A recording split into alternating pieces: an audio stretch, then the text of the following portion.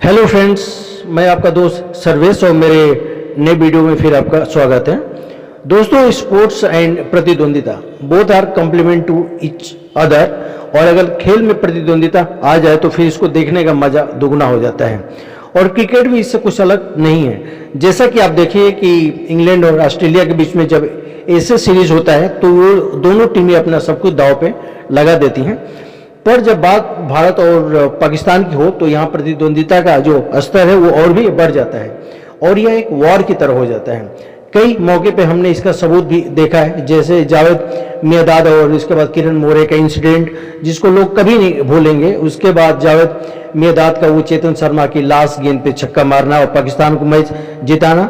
इसके अलावा विराट कोहली और शाहिद अफरीदी का एक वार्म डिस्कशन, फिर हरभजन सिंह और शोएब अख्तर का एक बहुत नोक-झोंक वाला क्षण, इसके अलावा गौतम गंभीर और शाहिद अफरीदी का हीट आर्गुमेंट। इसी तरीके से दोस्तों एक नहीं बहुत अनेकों ये इंसिडेंट है जब भारत पाकिस्तान के बीच में एक कड़ी प्रतिद्वंदिता सामने आती है।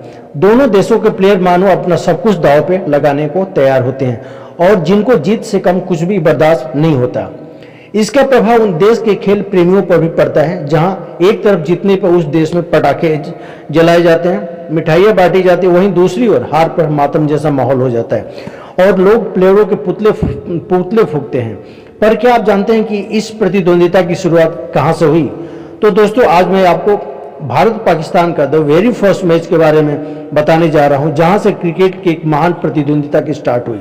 जी हाँ, the beginning of the great rivalry, सबसे बड़ी प्रतिद्वंदिता की शुरुआत 16 अक्टूबर 1952 का दिन था। जी हाँ, 16 अक्टूबर 1952 द डे जब क्रिकेट में सबसे बड़ी प्रतिद्वंदिता में एक अपनी पहली उपस्थिति दर्ज कराई। 1952 के उस युग में अन्य वर्षों की तुलना में भारतीय टीम के लिए एक बहुत बिजी शेड्यूल था।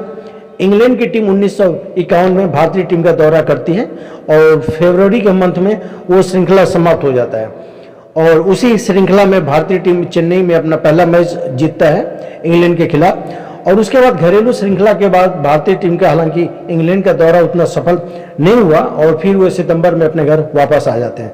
तब तक पड़ोसी पाकिस्तान के साथ 3 टेस्ट मैचों की सीरीज खेलने को वो राजी हो जाते हैं और आज़ादी और विभाजन से जुड़ी गाथा को मात्र 5 साल बीत चुके होते हैं और उसके वजह से अपेक्षाकृत चीज़ें कुछ ठंडी हो जाती है। इसलिए दोनों देशों की गवर्नमेंट ने सोचा कि क्रिकेट के संबंध को सुधारने का ये एक अच्छा समय हो सकता है।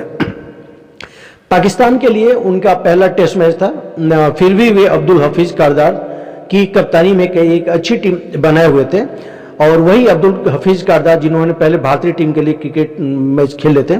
भारत के पूर्व टेस्ट अनुभव था। उनके अलावा एक अमीर इलाही भी थे जिन्होंने भारत में खेले थे। उनके अलावा जो बाकी 9 प्लेयर थे जिन्होंने डेब्यू किया था, जिसमें हनीफ मोहम्मद, फैजल महमूद और एन मोहम्मद जैसे भविष्य के महान खिलाड़ी भी शामिल थे। भारत के लिए 41 वर्षीय कप्तान लाला अमरनाथ, उसके बाद विजय हजारे, पॉली उमेरगर, पंकज रॉय, गुलाम मोहम्मद के साथ बीनू मानकर टीम के उस समय सबसे एक स्टार खिलाड़ी थे। दिलचस्प बात यह है कि भारतीय टीम में गुल मोहम्मद भी थे जो बाद में पाकिस्तान के लिए खेले। अब दोस्तों भारतीय टीम टॉस जीत करके पहले बल्लेबाजी करते हुए 4 दिवसीय मैच में 139.2 ओवर में 372 रन मारते हैं। हेमू अधिकारी और गुल मोहम्मद ने 10वें विकेट के लिए 109 रन जोड़े, जो कि भारतीय टीम का रिकॉर्ड भी कुछ समय तक था। जिस मैच में गुल अहमद ने 50 रन मारे और इससे पहले विजय हजारे ने भी 76 रनों का एक महत्वपूर्ण पारी खेली और पाकिस्तान के लिए आमिर इलाही ने 4 विकेट लिए। पाकिस्तानी सलामी बल्लेबाजों ने शुरुआत बहुत अच्छी की और इसके बाद क्या होता है कि मोहम्मद नजर वो एक तरह से रन आउट हो जाते हैं और इस तरह से पाकिस्तान का पहला विकेट 64 रन के स्कोर पे गिरता है और ये एक तरह से रन आउट भारतीय टीम के लिए बहुत ही लकी ब्रेक था, क्योंकि इसके बाद क्या हुआ, तुरंत बीनू मानकर ने 2 और विकेट लेकर के पाकिस्तान का स्कोर जहां पे 64 पे 0 था, पाकिस्तान का स्कोर 65 पे 3 हो जाता है। बीनू मानकर शानदार फॉर्म में थे और वो नियमित अंतराल पे विकेट लेते रहे। हनीफ मोहम्मद ने 51 रन मारे, लेकिन तीसरे और 11वें नंबर के बल्लेबाजों ने कुल 62 रनों का योगदान दिया और उस मैच में बीनू मानकर ने 52 रन देकर के पाकिस्तान के 8 खिलाड़ियों को आउट किया और इस तरह से पाकिस्तान की पूरी टीम 150 रन पे ऑल आउट हो जाती है और पाकिस्तान टीम को फोर्सफुली फॉलो ऑन खेलना पड़ता है। दूसरी पारी में भी पाकिस्तान की बल्लेबाजी कुछ खास अच्छी नहीं रहती है और हनीफ मोहम्मद बहुत जल्दी आउट हो जाते क्योंकि अमरनाथ ने बोल्ड किया। मानकड़ के आक्रमण के बाद पाकिस्तान के नियमित अंतराल पर विकेट फिर से गिरते रहे और इस बार मानकड़ का साथ देने के लिए गुलाम अहमद आए और इन दोनों स्पिनरों ने मिल करके पाकिस्तान के 9 विकेट आपस में बांट लिए। पाकिस्तान के कप्तान के तौर पर करदार ने 43 रन और इम्तियाज अमर ने 41 रन मारे क्योंकि वे सेकेंड इनिंग में भी 152 रन पे ऑल आउट हो गए और इस तरह से भारतीय टीम यह मैच 1 पारी और 70 रन से जीत गया। इसके बाद बीनू मानकड़ ने उस पूरे मैच में 131 रन देकर के पाकिस्तान के 13 विकेट लेते हैं और भारत की दूसरी टेस्ट जीत के स्टार भी थे। फिर पाकिस्तान की टीम लखनऊ में दूसरा टेस्ट के लिए जोरदार वापसी की, लेकिन फिर भारतीय टीम मुंबई में तीसरे टेस्ट में अपनी जीत के बदौलत श्रृंखला को 2-1 से जीत जाती है। अन्य 2 मैच आपके ड्रॉ होते हैं और इससे 2 एशियाई क्रिकेट दिग्गजों के बीच में एक शानदार प्रतिद्वंदिता शुरू हो जाती है जो आगे आने वाले कई सालों में क्रिकेट के बहुत लेजेंड्स को जन्म दी। अब दोस्तों मैं आज आपको उन भारत और पाकिस्तान के बीच में तीनों फॉर्मेट के बारे में नहीं बात करूंगा, केवल आपको टेस्ट मैच के स्टेटस के बारे में बता रहा हूं। तो दोस्तों भारत और पाकिस्तान के बीच में जो पहला टेस्ट सीरीज हुआ था वो 1952 और 53 में हुआ था। तो अब तक से भारत और पाकिस्तान के बीच में 20 टेस्ट सीरीज हुए हैं जिसमें से 5 इंडिया ने जीती है, 9 पाकिस्तान और 33 बार वो एक तरह से टोटल ड्रॉ रहे हैं। अब दोस्तों एक और बात बता दूं आपको कि अगर हम फिर चलते हैं कि highest inning total for India, तो इंडिया के लिए जो हाईएस्ट स्कोर था टोटल था 539 पे 9 वर्सेस पाकिस्तान एट मद्रास 1960-61।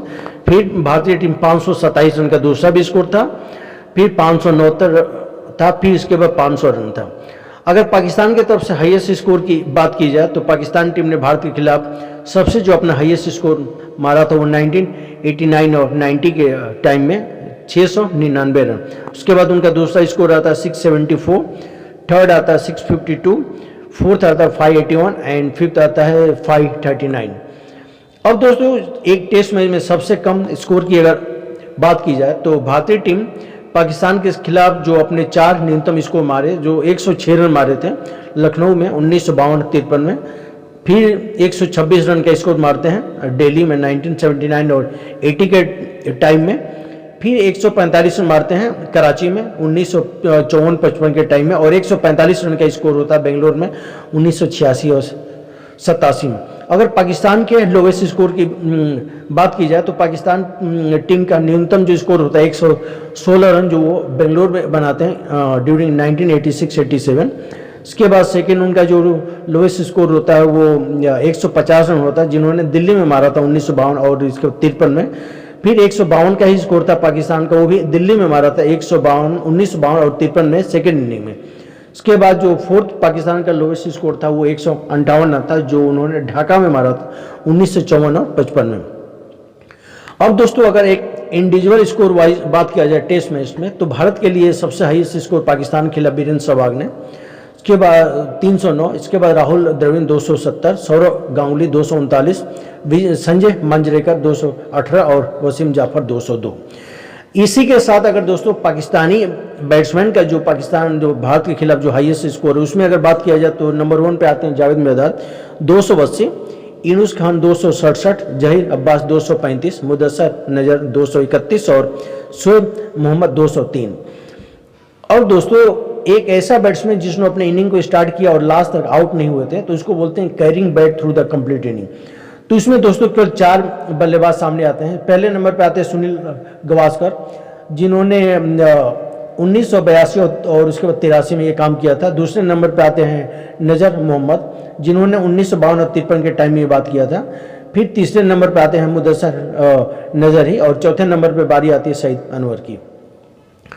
अब दोस्तों एक highest aggregate for India versus Pakistan अगर देखा जाए तो नंबर 1 पे आते हैं जावेद मिर्जाद जिन्होंने 28 मैचेज में 67 के एवरेज से 2228 रन मारे जिसमें उनके 5 शतक शामिल। दूसरे नंबर पर आते हैं सुनील गावस्कर जिन्होंने 24 मैचेस में 2089 रन मारते हैं 56 के एवरेज से, जिसमें उनके 5 सेंचुरी शामिल हैं। तीसरे नंबर पे आते हैं जहीर अब्बास, 19 मैचेज में 1740 रन 87 के एवरेज के साथ, जिसमें 6 शतक थे। पाँचवें नंबर पे आते हैं मुदस्सर नजर, जिन्होंने 18 मैच में 1431 रन मारते हैं 62 के औसत से और 6 शतक। पाँचवें नंबर पे आते हैं यूनिस खान, जिन्होंने 9 मैच में 1321 रन मारते हैं 88.06 के औसत से, जिसमें इनके 5 शतक हैं। और इसके अलावा दोस्तों फिर दिलीप वेंकशंकर 1284, वीरेंद्र सहवाग 1276, मोहम्मद यूसुफ 1247, राहुल द्रविड़ 1236 और इमरान खान 1091 शामिल है। अगर दोस्तों बेस्ट बॉलिंग परफॉर्मेंस की बात किया जाए तो भारत की तरफ से अनिल कुंबले ने 10 विकेट लिए थे 74 रन दे करके इन दिल्ली 1998 एंड 99 में। दूसरे नंबर पर आते हैं बीनू मानकड़, जिन्होंने 8 विकेट लिए थे 52 रन देकर 1952 और 53 के टाइम में। और इसके बाद नंबर 3 पे आते हैं कपिल देव, जिन्होंने 8 विकेट लिया था 85 रन दे करके 1982 और 83 में। अगर दोस्तों फिर पाकिस्तान की तरफ से अगर बेस्ट गेंदबाजी की बात किया जाए तो पहले नंबर पे इमरान खान आते हैं, जिन्होंने 60 रन देकर 8 विकेट लिए थे इन कराची इन 1982-83। दूसरे नंबर पर आते हैं सिकंदर बख्त, जिन्होंने 69 रन देकर के 8 विकेट लिया था दिल्ली में 1979 और 80 में। और तीसरे नंबर पर आते हैं फैजल महमूद, जिन्होंने लखनऊ में 1952 और 53 में 42 रन देकर के 7 विकेट लिया था। अब दोस्तों कंप्लीट पाकिस्तान के खिलाफ टेस्ट मैच खेलते हुए सबसे ज़्यादा विकेट लेने वाले अगर गेंदबाजों की बात किया जाए तो कपिल देव ने अब तक से पाकिस्तान के खिलाफ 29 टेस्ट मैचेस में 99 विकेट लिए हैं। और दूसरे नंबर पे आते हैं बीनू मानकड़, जिन्होंने 9 मैच में 37 विकेट। और तीसरे नंबर पे आते हैं सुभाष गुप्ते, जिन्होंने 10 मैच में 34 विकेट लिए। अगर हम पाकिस्तान की बात किया जाए तो पाकिस्तान की तरफ से जो भारत के खिलाफ टेस्ट मैच में हाईएस्ट विकेट टेकर हैं वो है 23 मैचेस में इमरान खान, जिन्होंने 94 विकेट लिए हैं। 12 मैचेस में 45 विकेट वसीम अकरम ने और 14 मैच में 44 विकेट फैजल महमूद ने। तो दोस्तों उम्मीद करता हूं कि ये भारत और पाकिस्तान के बीच का एक जो राइवलरी कहां से स्टार्ट हुआ और उनके बीच में अब तक से टेस्ट मैचेस का क्या स्टेटिस्टिक्स है आपको पसंद आया होगा।